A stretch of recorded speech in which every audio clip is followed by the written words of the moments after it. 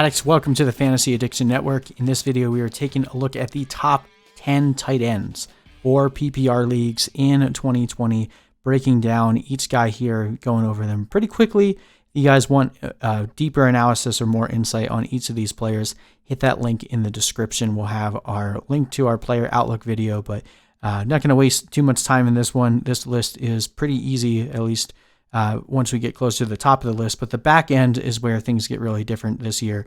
And there's really not too much difference between like the guy at 10 and guys at 15. There's a lot of opportunity for players to break out this year. So we'll probably do another video where we talk about all the late round tight end potential stashes, but putting it into projections, putting it into numbers, this is where it finally finished up for us. So coming in at number 10, we have Hayden HURST, the tight end newly acquired for the Atlanta Falcons, replacing Austin Hooper, who went to the Cleveland Browns. Hayden HURST is coming into a really profitable situation for tight ends now between Tony Gonzalez and Austin Hooper.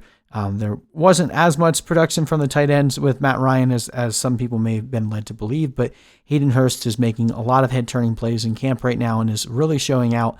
And I think people have forgotten that, he has the draft capital and the athleticism of what you would expect a breakout tight end to look like. So even though he didn't do it in Baltimore, I think he's going to get every opportunity here in Atlanta. He's not someone I'm going out of my way to target, but I do think he'll have a pretty good year. So we have him at number 10.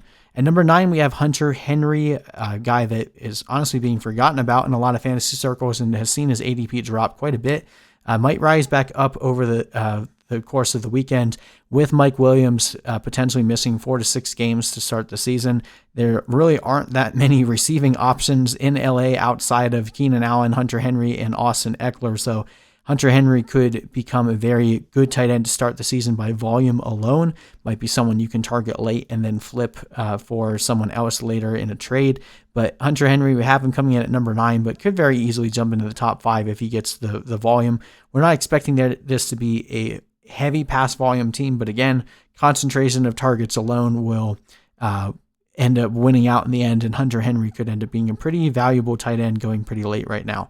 All right, at number 8, we have Evan Engram. Now, Evan Engram is one of the harder tight ends to project because of the fact that we're expecting him to not play 16 games even in our projections, and I think that is a little bit telling. When he does play, he plays at top 3, top 4 tight end level, but he has yet to be able to stay on the field for a full 16-game season in his career. And, coming off of a Liz Frank injury, those typically don't result in the best fantasy production in the following season. But if he can stay healthy, as it stands right now, he's looking good in camp. Obviously, a lot of that is coach speak. We don't really know how healthy these players actually are. But if Evan Engram can play a full 16 games, we probably have him ranked too low. And he's going at a value right now. You can typically get him in the 8th round or later. There's not really any other players at running back or wide receiver that I absolutely love outside of a few. So if you want to take a shot at Evan Engram and grab another guy later, I won't fault you for it. I do think he has plenty of upside.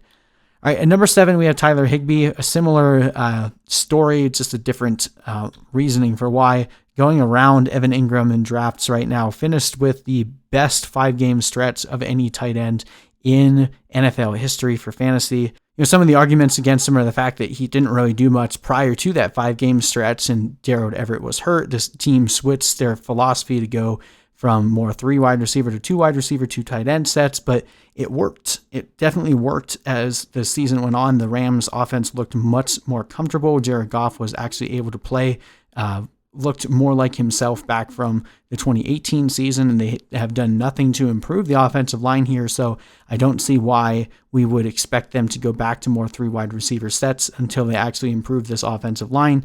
Now, you can make the argument that Gerald Everett will end up getting more work here, but I think at least from what we've seen in training camp thus far, Tyler HIGBEE is a pretty focal point of this offense. And while I don't expect him to come anywhere near where he finished last year, he definitely gives you the upside because he's shown that he's done it. And getting him in the 8th round, not the worst bet overall. So really like Tyler HIGBEE, but this next one might come as a surprise just based on where we have him ranked. But I wanted to make sure that I took a stand on the late round tight end that I think has the best chance to jump into fantasy darling status for the league. And Mike Gesicki is his name, tight end for the Miami Dolphins. Now, first of all, the overall target distribution is going to be very funneled down because we had Albert Wilson and Allen Hurns opt out before the season started. Isaiah Ford is now the inherent wide receiver 3, but not really a huge name there. Preston Williams coming back from an ACL tear. We're not sure how effective he'll be to start the year. Obviously, Devontae Parker turned into a massive producer last year with all the injuries, but they didn't attack the wide receiver or the tight end position in the draft at all. They add Matt Breida, who will probably help in the passing game a little bit, but Jordan Howard is never really much of a passing game threat. So the majority of the targets are going to be spread between Parker, Williams, and Gesicki, and Gesicki was really starting to gain more rapport with Ryan Fitzpatrick as the season went on last year. And I think regardless of whether it's Ryan Fitzpatrick or Tua Tagovailoa, I think Mike Gesicki will be the number one threat in the red zone and has the athleticism to be a tight end that is scoring pretty consistently week over week. You can get him incredibly late in drafts right now, and just based on his athletic profile alone and what he's already shown us in the NFL, I love Mike Gesicki a lot this year, and I think you guys should too. I'd be willing to reach a couple rounds just to make sure you get him this year.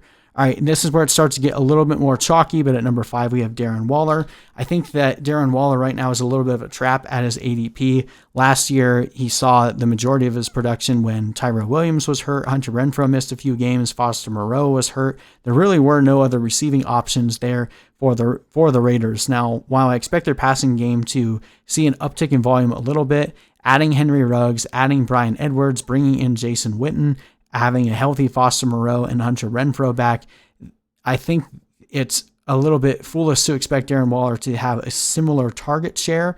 Don't think it's going to be over 20%, especially not when everyone is healthy. So while he probably will see a positive regression for his touchdowns, going up from 3 last year was a little bit ridiculous considering how much he got the ball, only scoring 3 times. He'll probably score a little bit more this year, but I do think his targets and his receptions come down. So while I think he'll still finish among the top 5 or so tight ends, he's probably not worth it going a couple rounds ahead of the other guys that we've already mentioned here, which is why we have him on our avoid list, even though we still think he'll have a decent season. At number 4, we have Zach Ertz, someone that I guess the fantasy community has really been trying to write off for quite some time now. We've seen his ADP kind of fall and teeter around the 4th, 5th round for multiple years now, even though he continues to be a huge part of a lot of championship winning teams. If you have an early first-round pick and you grab Zach Ertz in the beginning of the 5th round, that almost seems like stealing when you're pairing him with some of the guys you're able to take in the first part of the draft. Now, I do think Jalen Reagor will steal some targets. Miles Sanders will steal some as well, and we'll see if Deshaun Jackson can actually stay healthy. But outside of those guys, no one on Philly really gives me too much pause. I think Zach Ertz will still see the vast majority of targets there. Dallas Goedert dealing with a hairline fracture in his thumb, so who knows if he'll be ready for the season to start. I think Zach Ertz is in the spot to smash for fantasy football once more in 2020. So while he's not necessarily in my draft plan, I don't hate taking him if he falls to the 5th round. All right, at number 3, we have Mark Andrews. Completely blew up last year and took over the next top tier tight end breakout spot of last year, someone that we were touting, and really happy that he broke out. And really no argument against him this year. They ship off Hayden Hurst to Atlanta. They don't do anything to address the tight end position. They don't really do much to address anything but the running game there.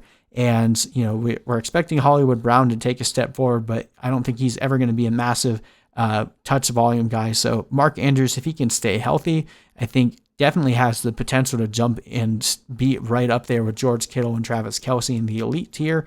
I guess the only concern for him is because he is a type 1 diabetic. Should he actually contract COVID-19, there's a chance that might keep him out a bit longer than the majority of his peers, but that's not something I'm trying to think too much on going into draft. So I think Mark Andrews is pretty far and away the tight end 3 here, and is still kind of going at a value in the early part of the 4th round. If you're playing in a league where you only start 2 wide receivers, I could definitely jump and understand why you take Mark Andrews there, but just really like the receivers better in that spot. All right, at number 2, we have Travis KELCE. He's finished first at the tight end position for multiple years in a row. Not expecting him to finish first this year, but it'd probably be a negligible amount between him and George Kittle. Travis KELCE is an absolute beast, dominant player at the tight end position, has been very healthy for the majority of the past couple years. Came on the first 2 seasons, was dealing with a lot of injuries, and has really been able to stay solid past that point. Hopefully that continues into 2020 on the best offense in the league. A lot of targets to go around between KELCE and Hill and Mecole Hardman, Sammy Watkins, Clyde Edwards-Helaire.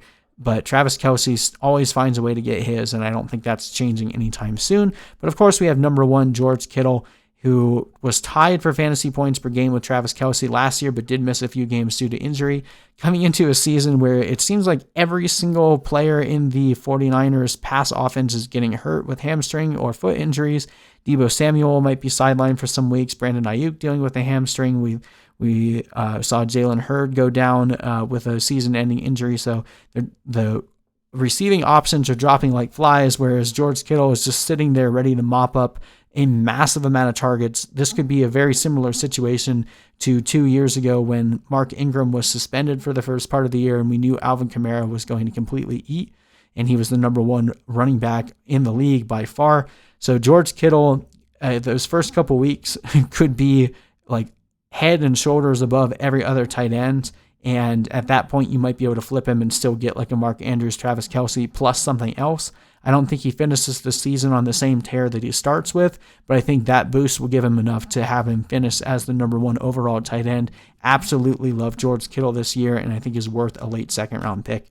But that will do it, guys. That is it for the top 10 fantasy rankings for the tight ends and PPR leagues. We're going to keep doing some more strategy-type videos, mock drafts. I know a lot of people are drafting here within the next week or so, and good luck to you. Hit me up in the comments section with any questions or thoughts. Hit that subscribe button for more videos. We'll be posting stuff for week 1 here pretty soon as well, keeping you guys up to date on everything going around the NFL and keeping you up to date with everything that's happening for fantasy. So thank you so much for watching. We'll see you guys in the next video.